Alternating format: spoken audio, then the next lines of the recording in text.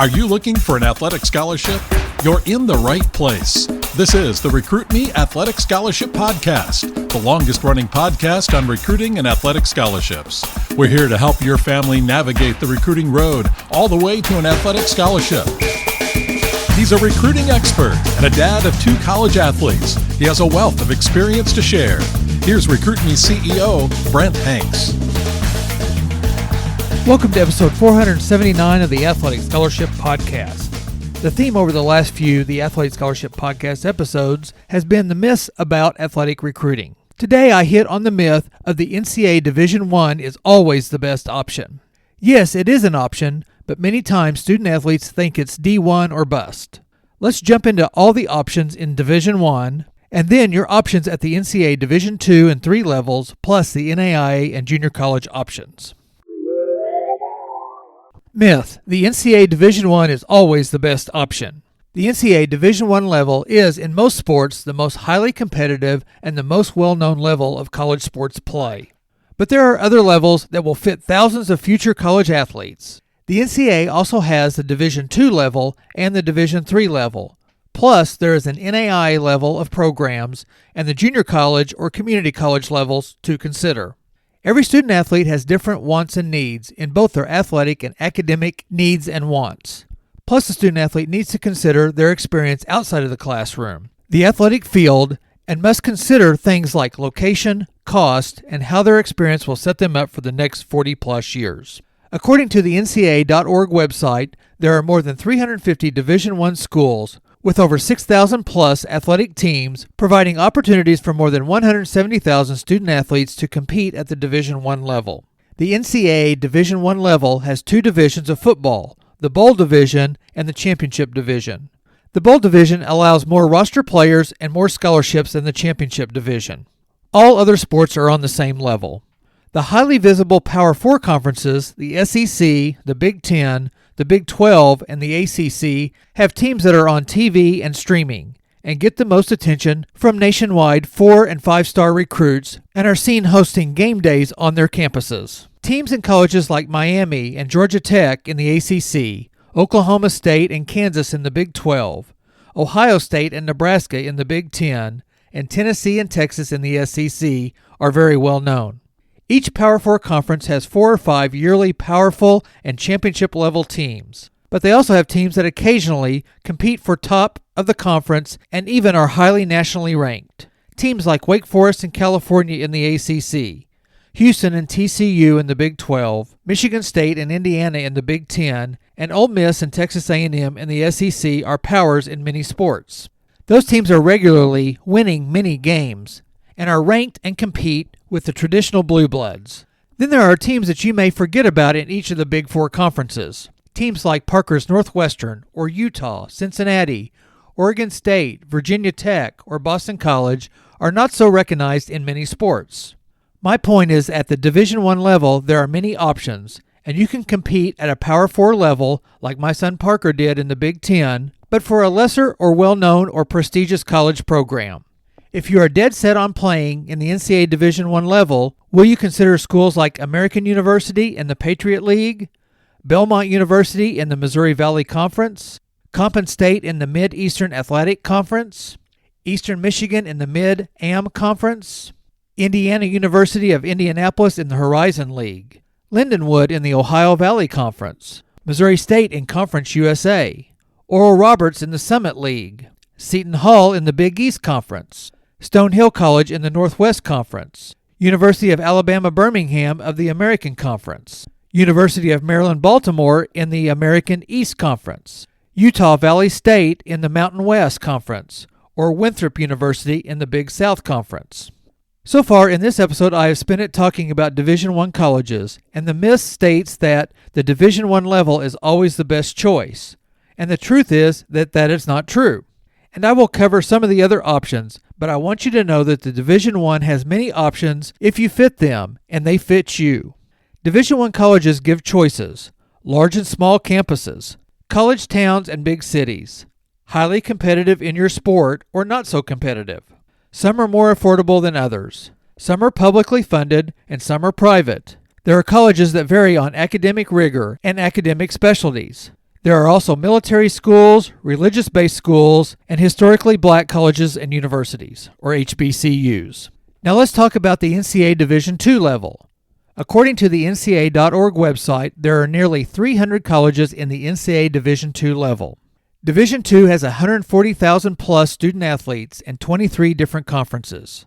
The NCAA.org website lists 12 characteristics of Division II that set it apart from other divisions. 1. Graduation rates are consistently higher for student athletes than that of the total student body. Number 2. Academic emphasis. Number 3. Athletic scholarships are normally partial, but allow student athletes to stack other financial aid. Number 4. Balanced bottom line by having a median expense. Number 5. Favorable admission rates. Division II averages a 70% admission rate over a 62% in Division I and Division III. 6. Community engagement.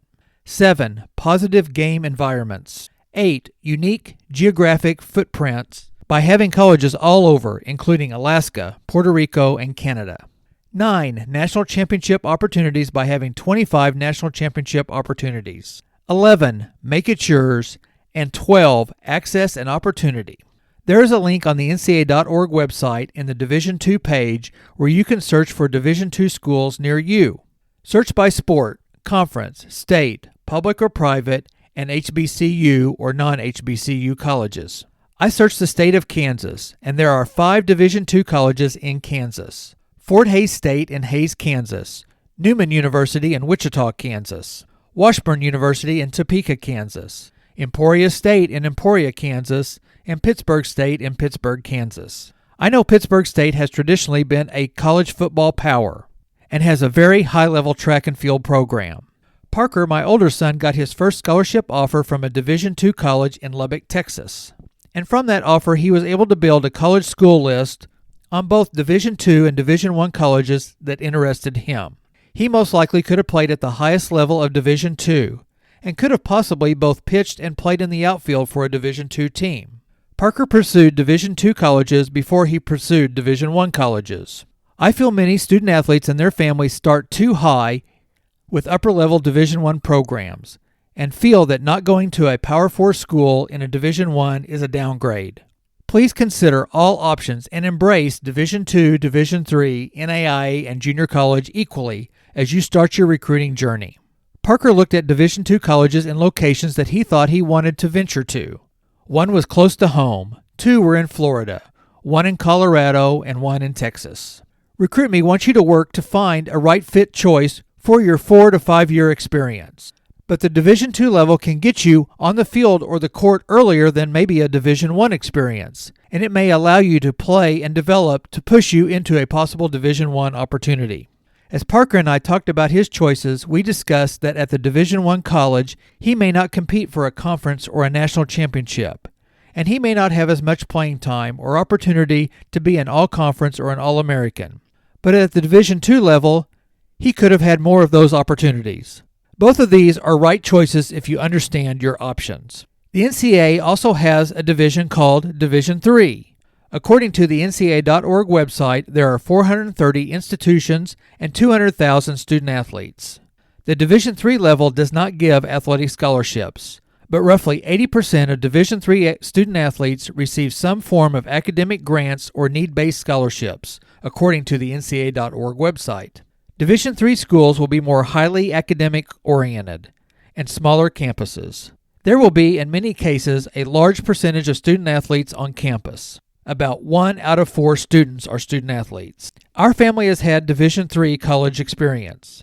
My nephew, Easton, played 3 years of football at Division III Westminster College in Fulton, Missouri. Easton played high school football and baseball, and upon graduation didn't pursue playing either in college. But after 1 year of attending a local community college, he missed playing football. Easton was an all-conference defensive back for his large high school football team. When he decided to play college football, he made a list of colleges, did some research, and put together a player profile and some video, and sent those out to some colleges on his list. He started all 3 seasons at Westminster and graduated in 3 years. He was able to find a fit for him both athletically and academically, and is now married with a new baby boy and a job that was initiated by a college teammate's family. On the NCAA.org Division III member page, there is a map, and you will see that most Division III colleges are east of the Mississippi and north of the Mason-Dixon line. Missouri has 3 Division III colleges, but neighboring Illinois has a bunch. Many of the Division IIIs are located in bigger cities or suburbs of cities. Do not forget to look at Division III programs, especially early in your recruitment. If you go to the NAI.org website, you will see on the homepage that there are 20 conferences, 250 schools, and 87,000 student-athletes, with $1.3 billion in financial aid in both athletic and academic scholarships.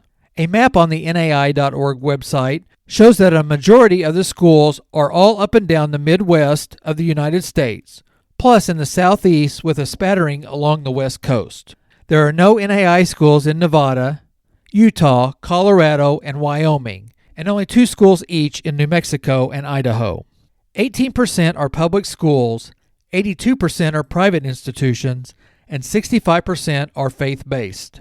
The average number of undergrad enrollment is 2,025, and the average number of student-athletes is 385 per institution at almost 40% rate of student-athletes to total students. The state of Missouri, where I live, has 16 NAIA colleges, 3 in the St. Louis area, 2 in the Kansas City area, 4 in the Columbia area, 1 in the Springfield area, and the rest are in smaller communities. Again, our family has NAIA experience. Olivia, my niece, played basketball 1 year at Evangel University in Springfield, Missouri during the COVID year, and then transferred to William Woods in Fulton, Missouri, and played her remaining 3 years. She has graduated from William Woods and is in physical therapy school now. Sutton, my youngest son, is currently in his senior year at Columbia College in Columbia, Missouri. He is an outfielder for the Cougars. His team has been very successful all 3 years, 43-11 in 2025, 39-16 in 2024, and 40-15 in his freshman year in 2023. They have won or been in second for the American Midwest Conference Championship all 3 years, and have made the NAIA National Tournament all 3 years. The Cougars team has had players drafted, transferred to Division I and Division II colleges, and even one that plays for the Texas Tailgaters against the Savannah Bananas. Much like the NCAA Division III level, the NAIA level has many good teams and athletes. But I have seen teams in baseball that I could still pitch for.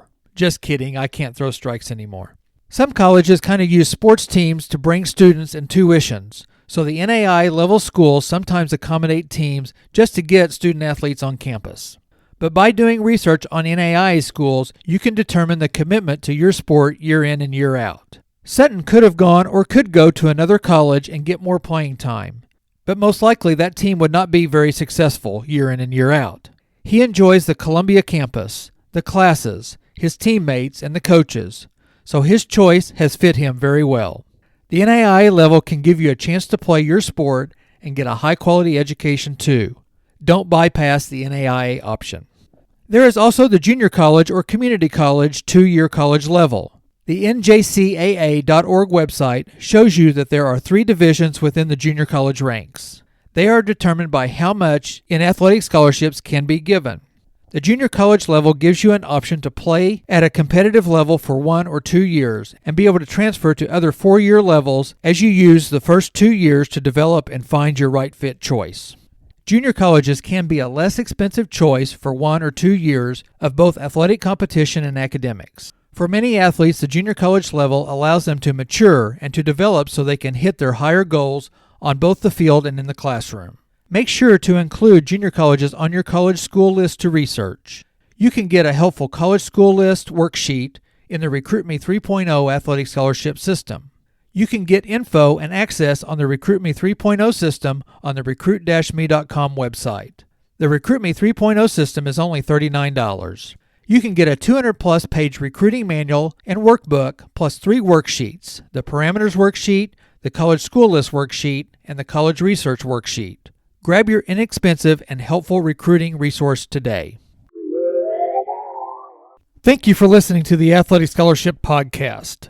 Normally I get this downloaded every Tuesday, but I had a little computer trouble, so it's a little late this week. I invite you to go to the recruit-me.com website and find out what else Recruit Me has to offer. RecruitMe's goal is to find as many free and inexpensive resources as possible to help you during your recruiting journey. If you have any questions or comments, please email me, Brent at recruit-me.com. Again, thank you for listening, and I'll see you next week.